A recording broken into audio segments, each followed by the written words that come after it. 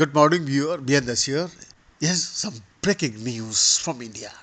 India successfully conducted the first flight test of domestically developed Agni V missile with multiply independently targetable re-entry vehicle technology. 3 years ago, Pakistan attempted to develop the multiply independently targetable re-entry vehicle, that is called MIRV technology, using 2.75 0 kilometer sign threat missiles, will each warhead hitting the ground at the separation of 2 kilometers, but as per DRDO top brass failed miserably.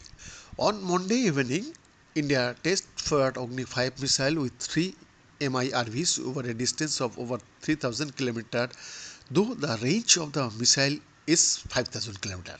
The name of the missile is key to MIRV as the warhead separates in space and the missile enters the atmosphere resembling a fireball, that is called Agni, due to friction at a speed of some 6 kilometers per second.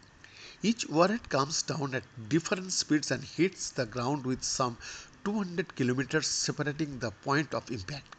The key of MIRV is re-entry, as this is a critical phase as warhead may disintegrate if it is not made of carbon composites. With India already having test for the 3700 km range K4 submarine launched ballistic missile, the successful test of Agni 5 reveals that India's nuclear missile arsenal is ready to deter any adversary, and work is already on to develop the Agni P generation for versatile missiles.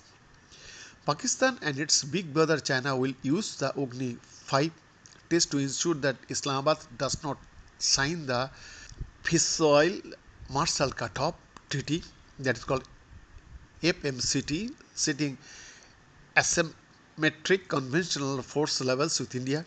But the Agni 5 MRV is to deter expansionist China, which still covets parts of Indian territories after militarily occupying Tibet in 1950 using brutal force. Fact is that the PLA had stationed its two spy ships of Xinjiang Hong class to monitor the Agni 5 test, with Hong 01 crossing the Malacca Straits on March 7 to 8 night after India issued a NOTAM for test trials on March 7.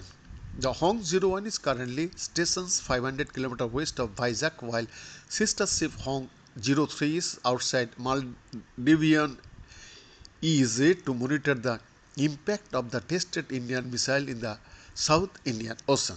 The Indian decision to test fire MIRV equipped Agni 5 is largely due to the fact that China has been rapidly developing intermediate range nuclear ballistic missiles, as it has never been part of the now virtually defunct Intermediate Range Nuclear Forces Treaty between US and Russia in 1987. Due to multiple warheads, the Agni 5 cannot be intercepted by anti-missile shields, as each nuclear warhead has different velocities and separate targets.